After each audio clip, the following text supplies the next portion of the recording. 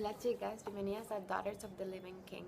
Esta es nuestra cuarta edición en la que estaremos compartiendo el estudio bíblico de Génesis 4 titulado Caín y Abel. El día de hoy les pido que por favor se lean el capítulo, tiene 26 versículos, y entonces luego ya vengan y compartamos la reflexión detrás del estudio. Bueno, el día de antes de ayer les compartí el video de capítulo 3 de Génesis en el que se hablaba de la caída del ser humano. Entonces ya cuando fueron desterrados del jardín de Edén, Adán y Eva por primera vez estuvieron juntos en el sentido que tuvieron relaciones sexuales. Hasta ese momento no se habían acostado, y entonces se dice que ya aquí eran marido y mujer, se acostaron, y entonces ella concibió y tuvo un hijo que se llama Caín. Y luego ahí no te dice que concibió de nuevo, sino que te dice y luego tuvo a Abel, por lo cual mucha gente dice que podían ser gemelos, porque cada vez en la Biblia que se habla de un niño, de un parto, se habla concibió y dio a luz. Entonces aquí no hubo esa repetición, por lo cual lo más probable es que sí, sean gemelos o hayan sido gemelos. Entonces ella le da gracias a Dios porque dio a luz. Porque imagínense, este era el primer parto, no se sabía cómo era dar a luz con dolor.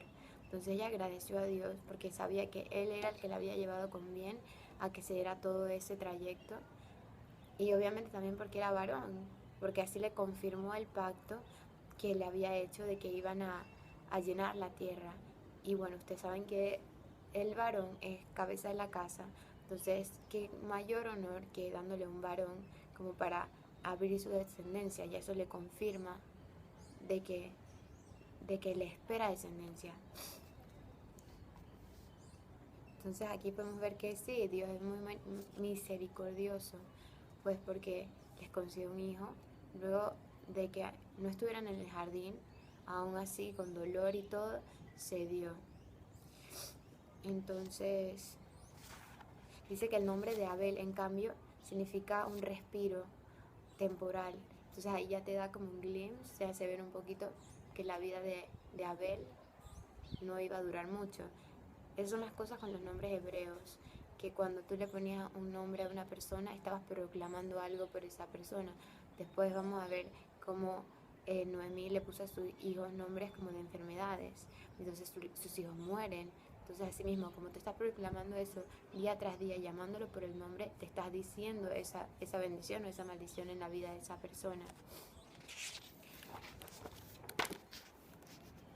Entonces se dice que Abel pastoreó las ovejas, mientras que Caín, él cultivaba la tierra. Entonces Abel pastoreaba como Dios pastorea a sus ovejas, como Dios nos pastorea a nosotros.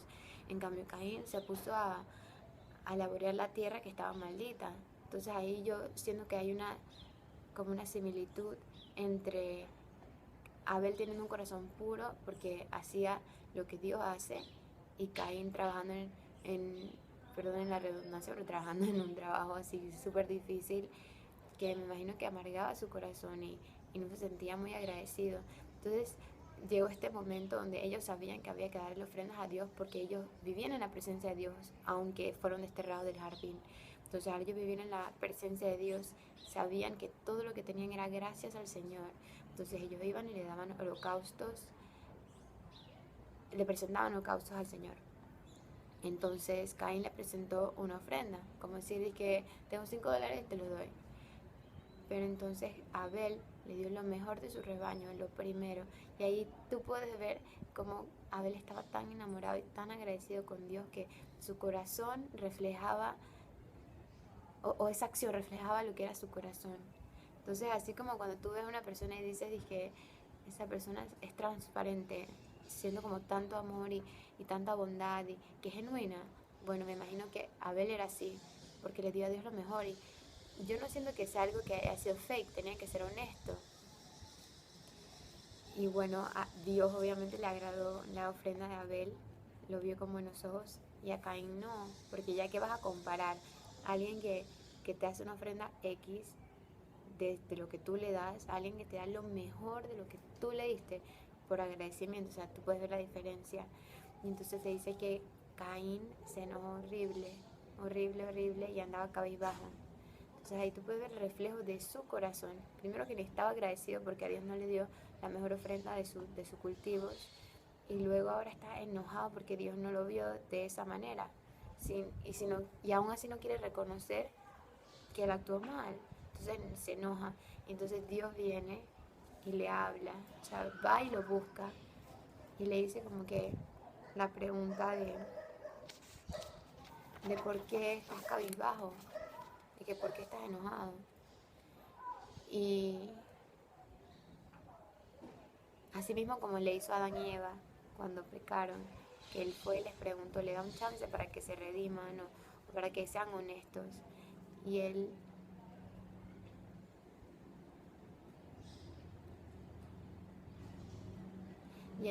disculpen. Y él le dijo, espérense un momento. Ok, no importa. Entonces, Dios le dice que si él hiciera lo bueno, entonces podría tener la cabeza en alto. O sea, si él hiciera lo bueno, sabe que no lo hizo. Pero como está haciendo mal, entonces el pecado entra en él y lo atrapa. Ahí dice que el pecado entra en él, lo acecha como fiera lista para atraparlo.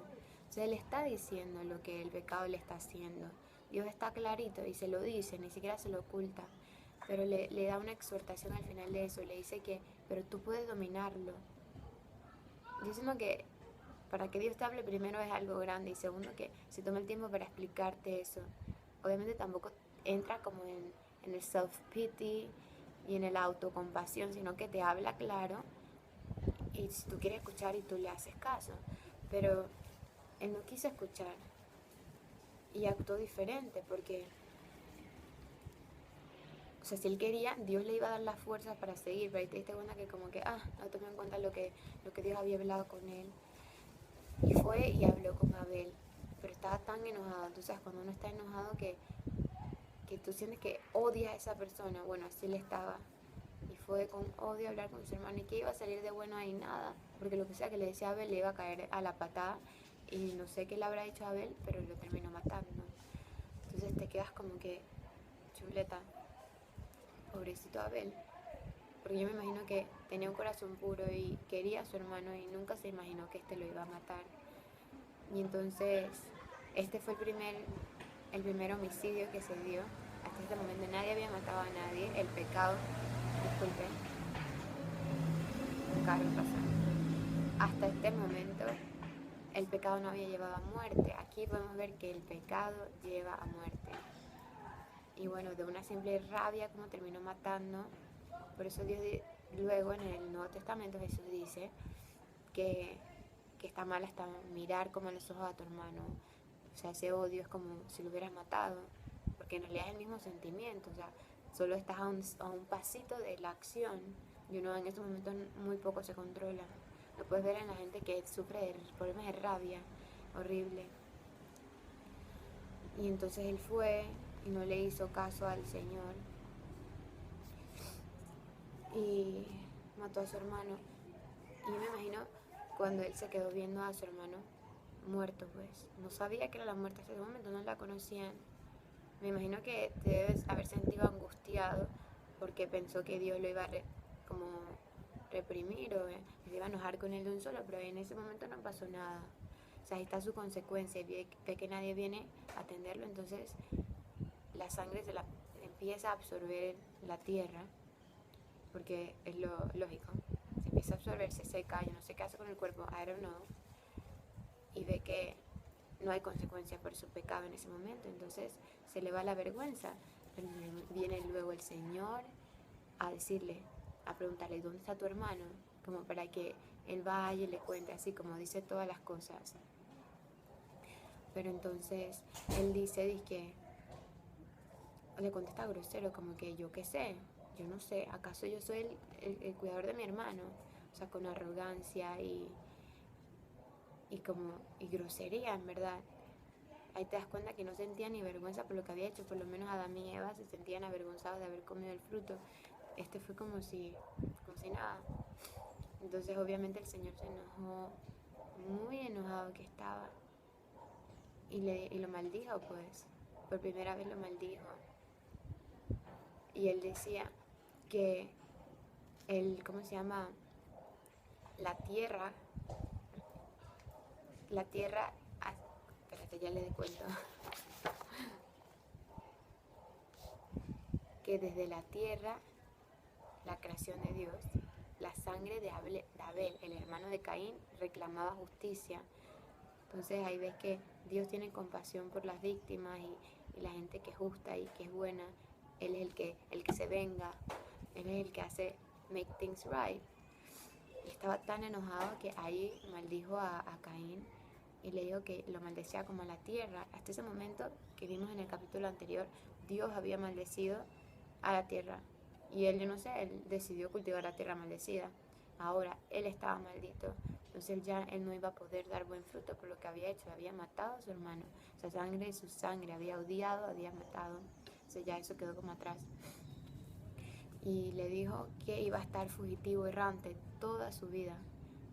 Entonces significa que ya no iba a estar en la presencia de Dios, porque Dios es ese que te da dirección, y al no estar con el Señor ya no había dirección.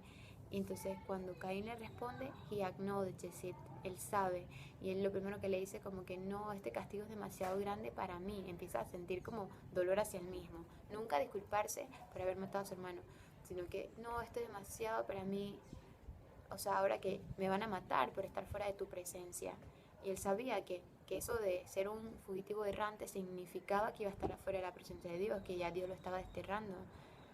Pero como que yo siento que no le caía el real de lo que él había hecho. Disculpen, un carro subiendo. Entonces, otro carro.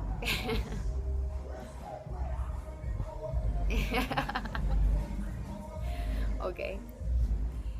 Y entonces, aún así Dios tiene compasión con él porque le dice que no va a ser así, que no lo van a matar, que él le va a marcar para que cualquiera que venga y lo quiera matar. Entonces si comete el homicidio, Dios lo vengará a él 7 veces. Ay, ¿ahora qué pasa? Ahora todos los carros suben.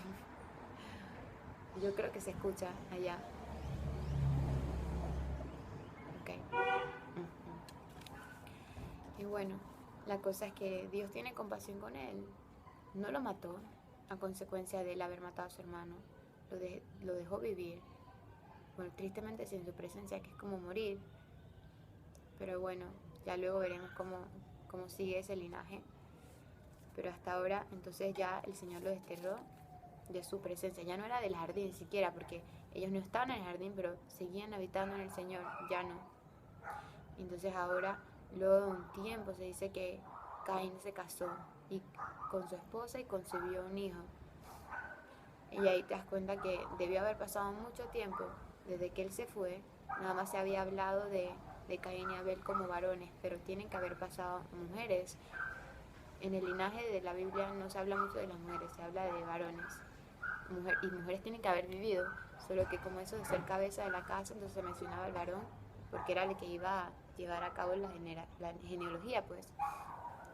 Entonces después no se habla de otro hombre hasta Set, que nace Set, y luego se habla de la genealogía de Set. Entonces ahí tiene que haber pasado un buen tiempo, y lo más probable es que Caín se habrá casado con alguna nieta de Adán y Eva, o alguna bisnieta, porque en esos tiempos ellos vivían muchos años. Dios todavía les había dado Gabela el cuerpo humano de que vivieran, ¿qué? 900, 1000 años, cosas así, súper largos. No era como ahora, tenían otro estilo de vida completamente. Aún no los había maldecido como humanidad por completo. Entonces tenían larga vida. Entonces yo antes me hacía preguntas, que ¿cómo va a tener, dije, una mujer si nada más eran ellos dos y no hay mujeres, que no sé qué? Pero ahora entiendo del escritor de la Biblia cómo se explica detrás. Y bueno, concibió y tuvo un hijo que se llamaba Enoc. Entonces, Enoc significa, ya les digo,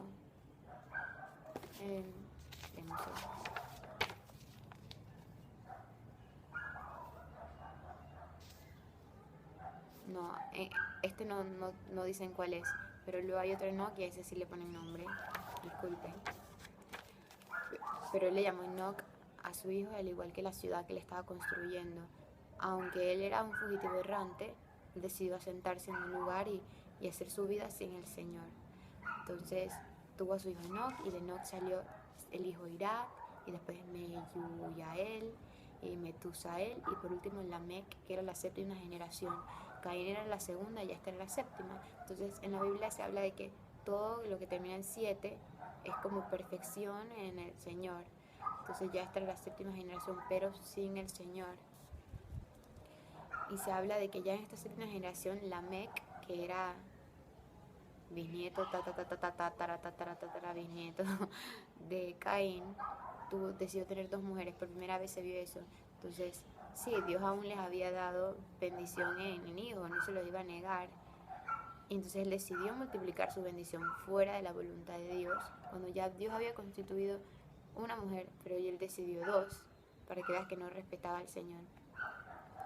Y cuando tenía sus 2 mujeres, tuvo varios linajes. Su mujer se llamaba Ada y Sila. De la descendencia de Ada tuvieron al hijo Jabal y Jubal. Entonces Jabal vivía en tiendas de campaña, se dice, y su hermano Jubal tocaba el arpa y la flauta, la música, se dedicaron a la música. Y los descendientes de Sila estaba Tubal-Caín, que fue herrero y forjador de herramientas de bronce y de hierro, y también tuvo una hermana, pero ya no se dice nada. Entonces ahí yo me di cuenta que eran hombres trabajadores que siguieron por su cuenta, no se iban a rendir, no se iban a rendir. Y luego esto vamos a ver al final, y bueno, en el siguiente capítulo, el capítulo 5, el linaje de Set, que sí era la genealogía escogida por Dios. O sea, este era como decir Abel, el siguiente hijo que tuvieron Adán y Eva, que reemplazaría más o menos a Abel, que seguiría creyendo en Dios, iba a nombrar a Dios, iban a vivir para Dios. Entonces ahí tú vas a ver que en todas las generaciones hay paralelos entre los de Caín y los de Set, aun cuando vivían separados, no se conocían, no se veían, pero hasta los nombres de los hijos son parecidos. Da mucha risa. Yo me imaginé que, como que esto tiene que haberse conocido, pero vivían en regiones completamente apartadas, en tiempos diferentes. Significa que nunca tuvieron manera de saber, pero aún así como que la familia y la sangre, y siento que las creencias con las que fueron creciendo se manifiestan ya en las vidas como de ellos como hombres.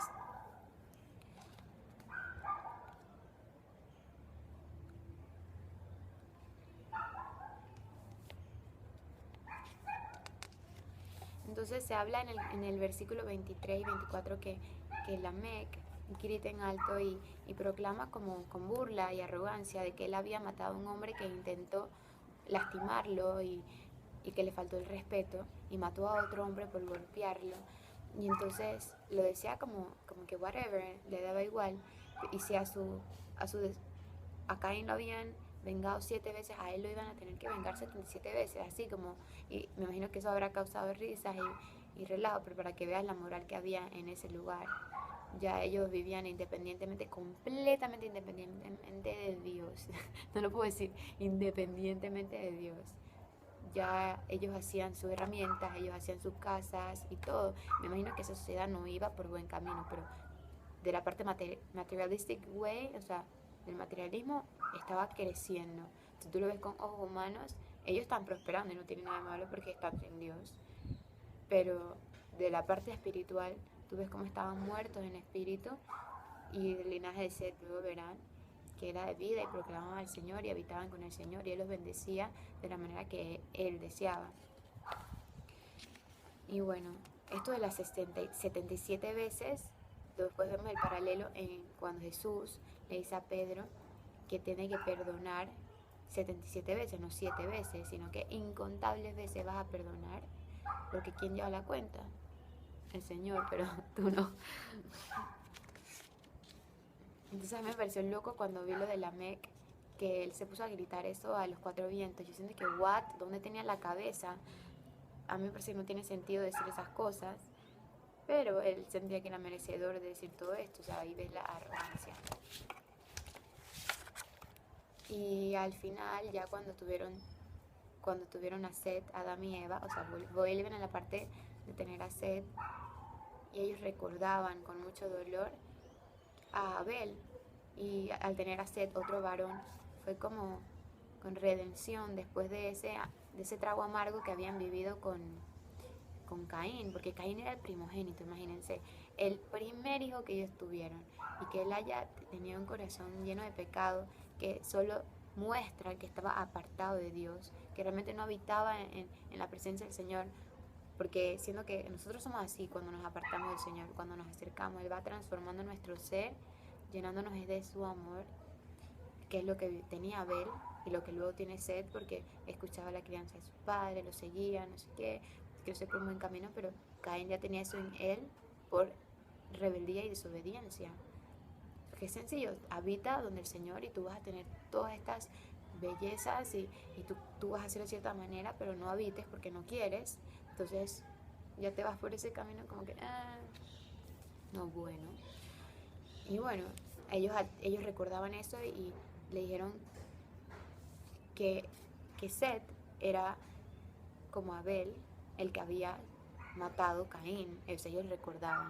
O sea, en la Biblia tienen que entender que cada cosita que se ha escrita tiene un significado más profundo de lo que uno se imagina.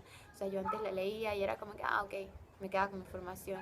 Pero luego ves el ulterior motive y, y le pides al Señor que te haga entender cómo de haberá pasado, porque eso se cuenta simplemente, imagino que antes hablaba, pero sucedió tanto para poder echar ese relatito.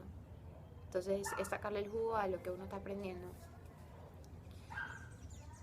Y bueno, mañana, sí, o pasado, o cuando pueda, veremos la genealogía de Seth, que ahí Dios dice que es cuando empezaron a proclamar al Señor. Entonces Dios no perdió ahí, con todo que había perdido un hijo y una gran genealogía que le iba a traer oposición, porque ya estaban como que si se alejan de Dios se acercan al diablo. Él aún iba a traer redención a través de Seth. Luego de Seth viene Jesús, o sea, mucho después. Pero, pero ves que siempre Dios tiene victoria y canta la victoria. Que todo es para la gloria de Dios. Y bueno, chicas, eso fue todo por hoy. Espero que la hayan disfrutado y que me acompañen luego en el Génesis 5, al igual que en los siguientes estudios.